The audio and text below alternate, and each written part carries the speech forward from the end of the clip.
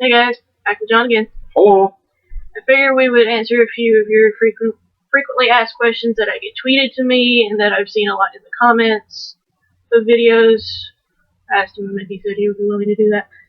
The first one I know that gets tweeted to me a bunch is, what was your first thoughts when I told you everything that I had going on medically?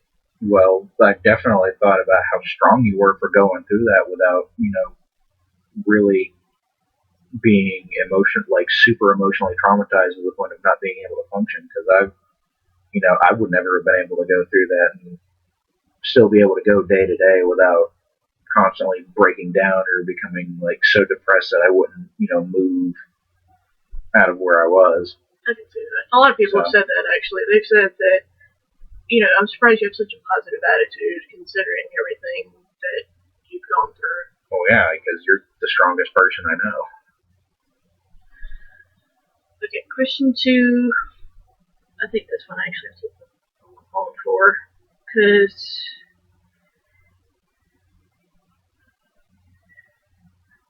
they were in a comment section. Yeah, they were in one of her videos. Yeah, they were in the comment section of one of my videos. I'm just trying to remember.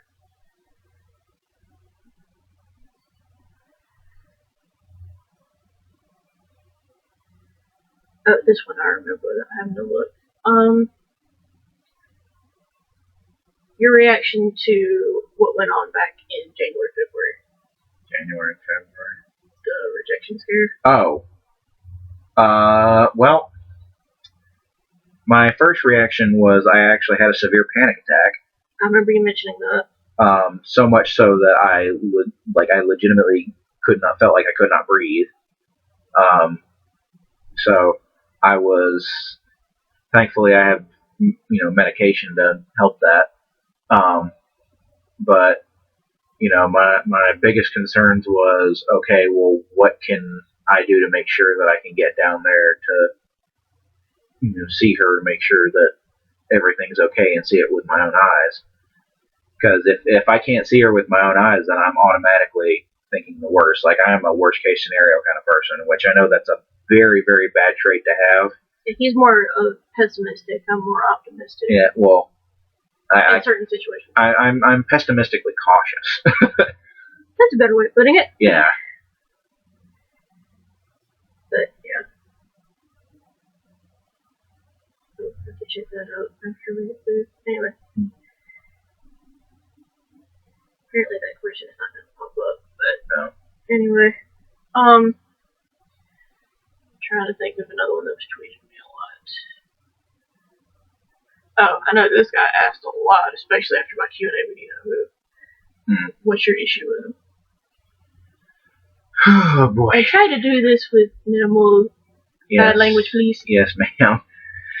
Well, my big problem is I don't like people who just outright abandon others for no good reason.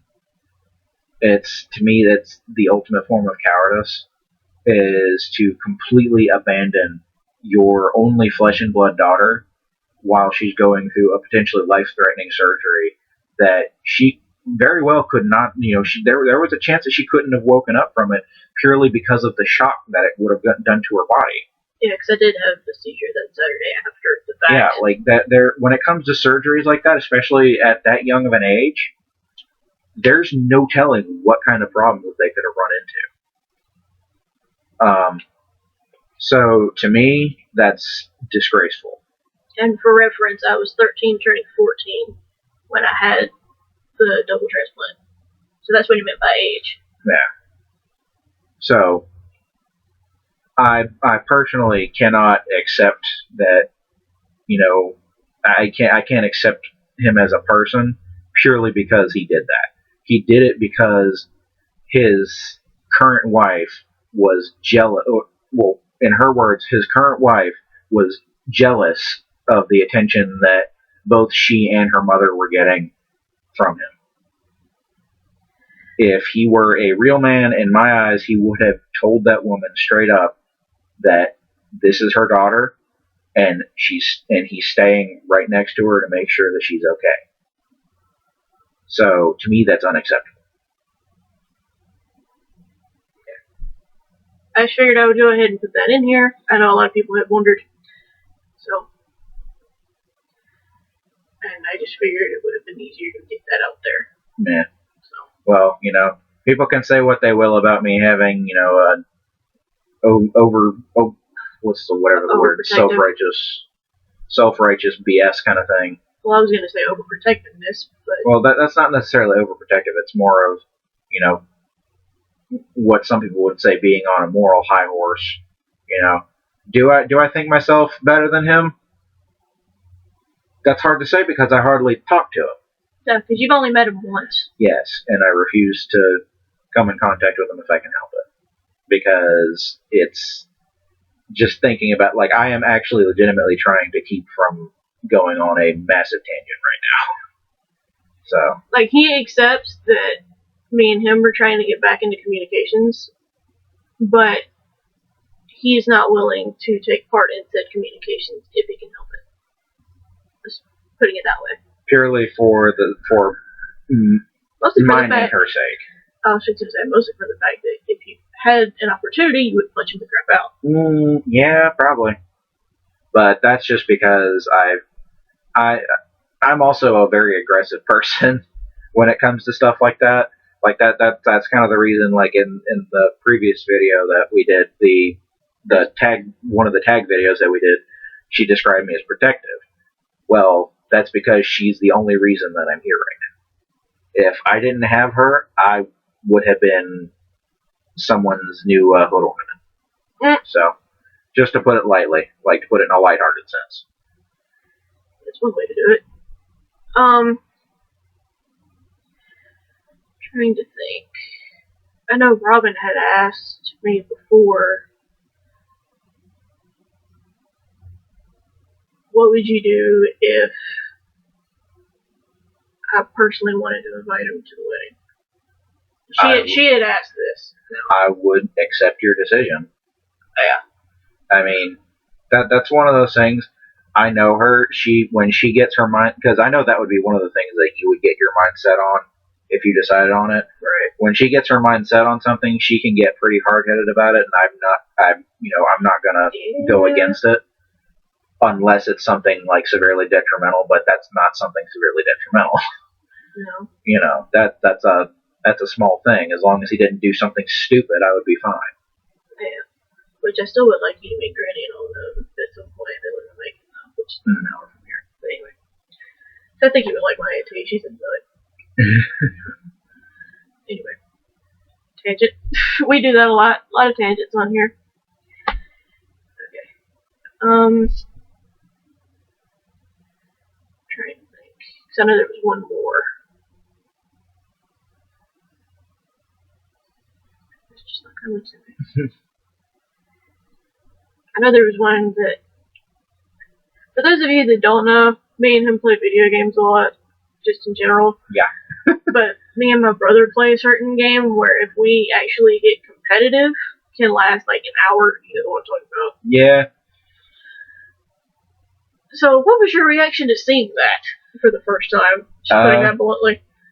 It was definitely entertaining to see because I've never seen someone get so massively competitive over a puzzle game because it was essentially a Pokemon Tetris. Yeah, that's essentially what it is. It's called Pokemon Puzzle League, and it is for the Nintendo 64. Yeah, we still have a working N64. And sorry for jostling the camera. I was having to shift because my leg fell asleep. It's fine.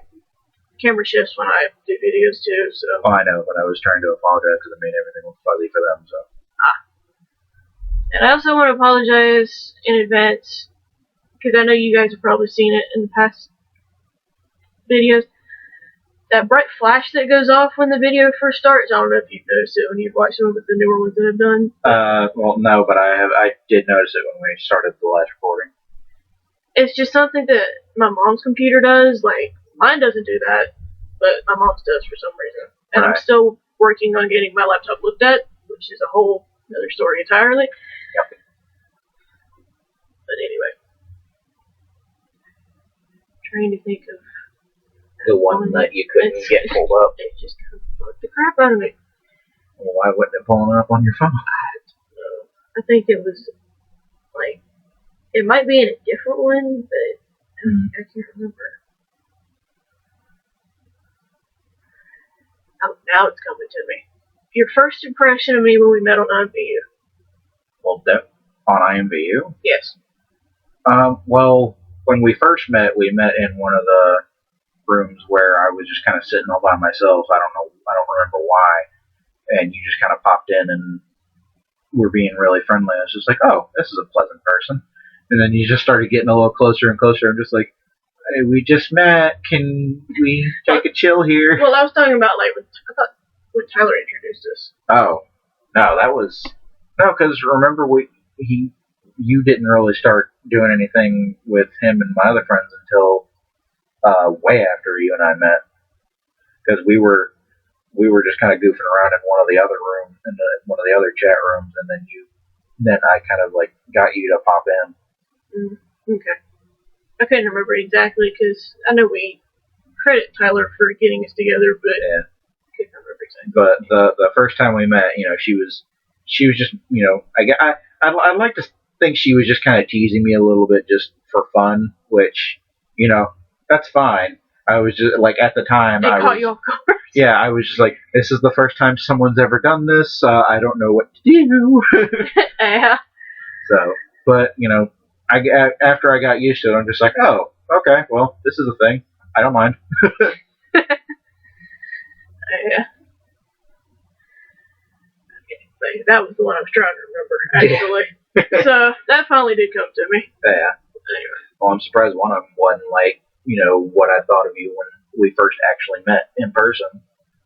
Well, yeah, I was gonna include that in here, but I didn't know if you wanted to do that. Well, I mean, obviously the first thing that I thought of when I first saw you was how adorable you are. I mean, look at her.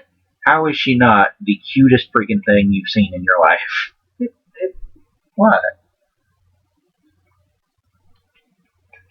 What? Yeah, well, that's how I am. Someone's got to make you laugh. I'm out here lately, Papa's been trying to get me to laugh. Keyword trying. Some of the jokes go way over my head, but anyway. Anything else to add to that? No, not that I can think of. Okay. Well, those were the few questions that you guys have either sent in or have come to me that I thought you guys would like to know. Hopefully you enjoyed. Thank you again for doing this one. And I will see you guys in another video another time. Bye, guys.